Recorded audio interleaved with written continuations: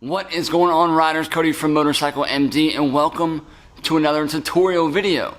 In this one, I'm going to be showing you how to test a fuel pump's output when you're having an issue. A lot of times you see these on a lot of twin carb systems like this VT1100 or any of the twin carb 750s, but really, by the book, you can test any of the fuel pumps on any of the Hondas this way. But we will be talking about this 1100 specifically in this video, testing the fuel pump, seeing how much output it is giving us, as well as some symptoms that you may face if your fuel pump is failing. Let's dive in.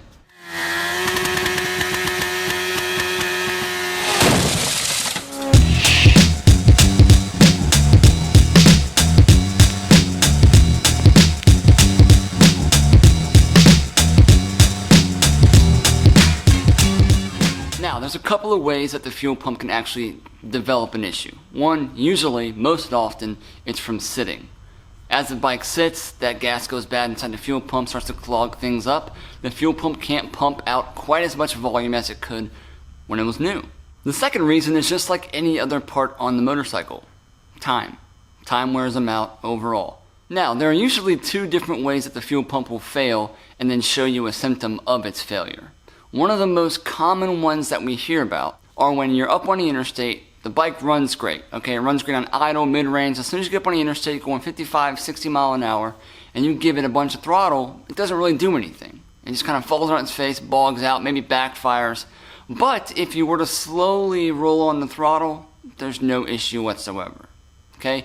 You're demanding a lot out of the carburetors when you do that, or out of the fuel injection system per se. And in the case for the 1100 or a lot of bikes, the fuel pump is trying to pump fuel upwards towards the carburetors or fuel injection system. So when you're running at highway speeds, give it all it's got, it just can't deliver what you're asking it to do.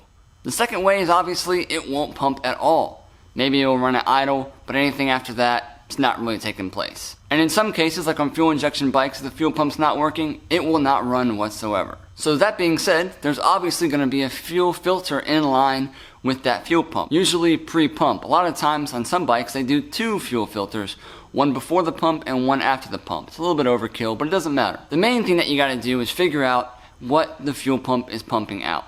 In this bike, it's located under the battery and it's buried behind the fuel filter and all of these fuel lines. But what we need to get to is where the fuel pump outlet leads to, which this one is obviously towards the carburetor. So we'll unplug that hose and then we'll do some tests. So the next step will be to remove the fuel tank. I have the fuel line undone and we're just gonna pop this tank off, and I'm gonna bottle feed this because we need to get to the line that is leaving the fuel pump.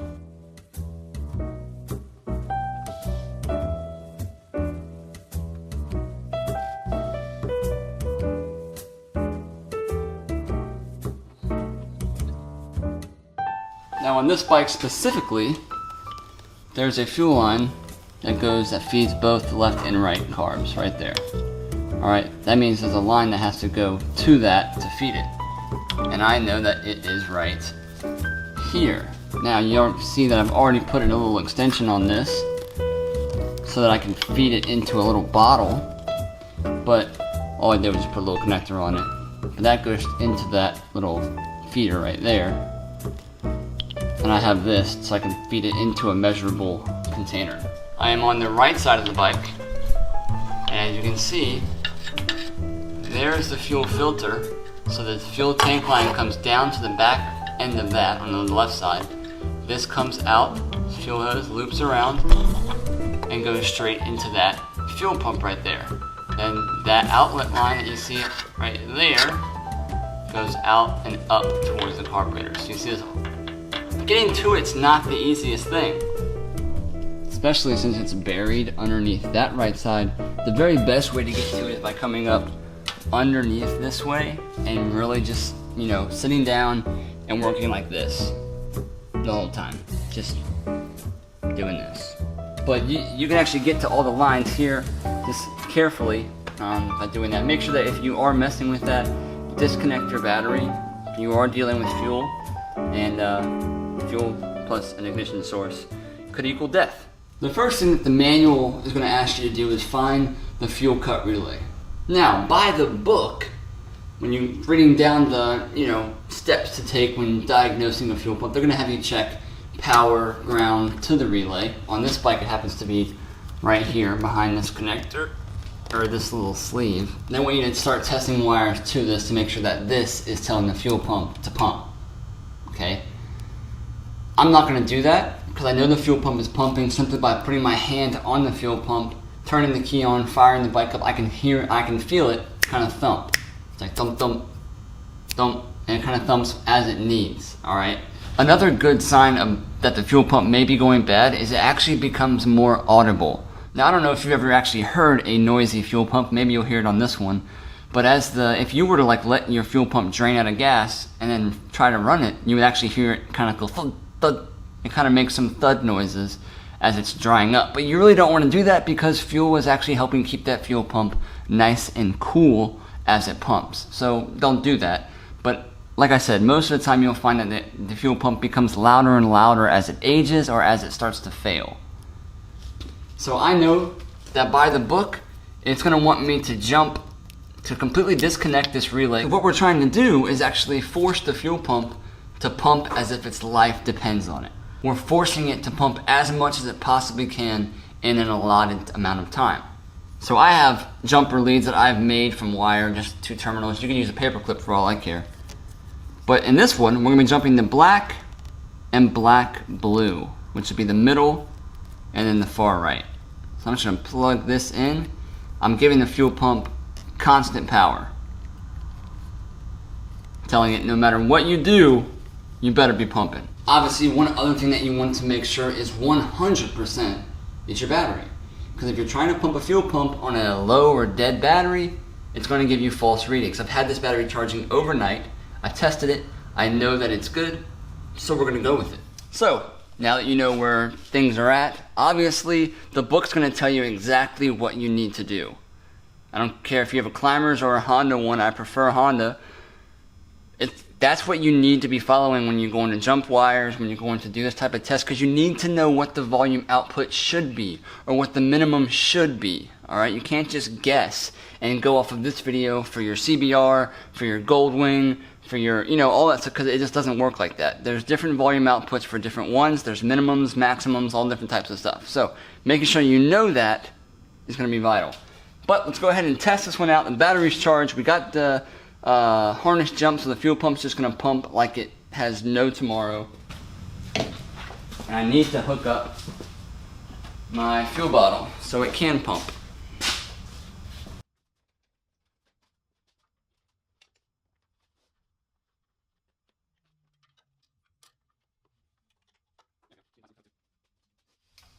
Alright, so the key is in. As soon as I turn that key on, it's going to pump. So you need to be looking at a clock, a time source, whatever, to calculate 5 seconds of pumping. I have a clock over on my wall that I'm going to follow as I do this. Fuel pump is primed. There's tons of fuel in there for it to pump from. Battery's charged again, just checking everything. Look, fuel's already trying to come out with just that pressure. Alright, fire up. Let's see. So we're looking for 5 seconds of fuel pumpage. You can actually hear how loud this fuel pump is. All right, I'm gonna wait till that second hand gets a spot where I can pump from. And now, 3, 4, 5. Okay. So now, you drink it. Discharge volume inspection, fuel pump flow capacity. So they want me to take whatever reading I just got, times that by 12, multiply the amount in the beaker by 12 to determine the fuel pump flow capacity in 1 minute. This says 27.1 US ounces should be what I get if I take my number and times it by 12. So I don't know if you can read that or not, but that's actually a 2, so it's a little over 2. If you want to, you can double check and verify that. Be the more accurate thing to do, but we're just going to go off it because I've already tested this thing before, so we're a little bit above 2. So if I take 2 fluid ounces times it by 12, that gives us a whopping output of 24 roundabout fluid ounces. okay? They're saying 27.1. That small amount, trust me, when needed, is crucial when you're up there on highway speeds and the pump's trying to pump that kind of output and it just can't. You're asking more than what the pump can give. And in many cases, these measurements are minimums. The book doesn't specify minimum, but I'm going to put a new fuel pump in this thing. We're going to retest it. It's more than likely going to be more when we calculate it all out than 27.1 fluid ounces, because it's giving you this is where it needs to be regardless for it to work properly. So I'm going to put a new fuel pump in this thing, and we'll see what the readings are with a brand new fuel pump. Now, these Honda fuel pumps are not cheap, like 129 up to 180, maybe even more than that in some cases. So before you go and try to find the cheapest part that you can possibly put on your motorcycle, you go to Amazon, hit up fuel pumps. Holy crap, they're $20. I could buy 8 of these things for the price of a Honda one. They are complete trash. I have thrown away hundreds of aftermarket fuel pumps. They don't put out what they should, and they last about a week. So yes, you could replace it 6-7 times. Be my guest to replace your fuel pump on your bike as many times as you possibly want in the lifespan of owning it. A, the job sucks, and B, you're wasting your money. This is a 2007. It's the first time the fuel pump's been replaced. It's only got 12,000 miles on it. Fuel pumps last, most of the time when the bike's being ridden, much longer than that. But it's a 12-year-old fuel pump. I would love for my fuel pumps to last 12 years or more in most cases. So bite the bullet and buy the factory part. Trust me, it's worth every dollar. And most fuel pumps fail due to the bike not being ridden. Gas sitting in the carburetor, gas sitting in the fuel pump, in the fuel filter. All that crap gums up the fuel pump and it can't pump out what it should. So how to avoid things going wrong on your motorcycle? Ride it. But in any case, let's get a new fuel pump in this thing. I would show you exactly how to do it and the best techniques, but it's a pain and I can't get the footage on it. It's too tight, it's too dark. I'm not gonna argue with my camera trying to make sure I get the shot. I'm just gonna knock it out. Best of luck to you if you want to try this on your own. Okay, so I had to shoot the rest of this from my phone during work hours because I just don't have time to, wait to shoot everything at night. So anyways, it's jumped like it should. New fuel pump is installed. New fuel filter is installed. Got a nice clean ratio right. There's nothing in it, I promise. No hidden magic tricks or anything like that. I should honestly get some kind of an award for the way that I had to hold this stupid cup and hose and my phone all with one hand. Just saying. A little bit of credit. Give credit when it's due. Alright, so 5-second rule. You guys know the deal. Pump it for 5 seconds. And go. And go. And, oh, there we go. 3, 2, 1. Shut it off. Let it drain out a little bit. And then we'll measure the amount just as before. Now, as you can see here, it's double the amount. It's literally double the amount that it put out before. So that's pretty much it. Testing a fuel pump. Again, different bikes call for different specifications, but as you saw, it actually produced double the amount that it should have. That's awesome. I know that that will fix the problem. I took it out for a test right after I installed it, and it takes all the throttle that you give it whenever you want. That's how it should be. You can see these are the two parts that I mainly replaced. The fuel pump and the fuel filter. It's pretty nasty, probably the original. Obviously it's junk. But this is that part. Okay, like I said, you'll see this exact same thing all over Amazon, all over eBay. If it's not a factory pump, I can promise you, you're going to be doing that job multiple times, being let down almost every time. Now, I'm sure someone's put one of the cheap ones in their bike and it's been great ever since. Fantastic. What I'm telling you, though, it's going to fail you way sooner than this one will. And that's just the way it is. You know what? Let's just take it apart. There's the part number for the pump, by the way.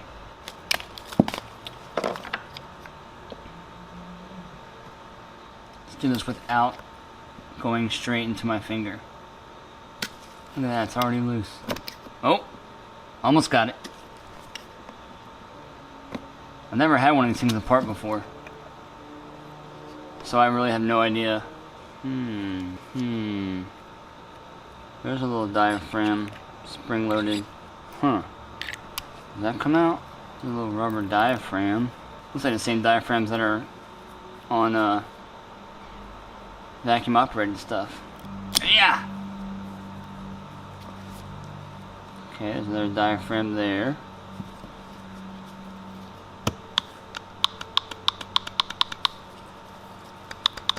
So that's the pumping. So if that pumps that way, so there's got to be something that's drawing this center part in. Because when you would draw that in, the diaphragm would compress the fluid inside and force it. Let's hook it up to 12 volts and see what happens. I'm cut this away so we can see what's going on. I'm gonna also go and dunk this in water just in case. There's a screw here, but I'm scared if I take this off it's gonna break the wiring. I don't know, let's hook up to 12 volts. Yeah, pump some water, there you go. Let's see, Better make a racket. I bet it's gonna be so loud. Negative, positive. I'm gonna use this paper clip. Oh! That scared me, honestly. Oh yeah, let's get a little zoomed action in there. Want some more water? I'm making a mess.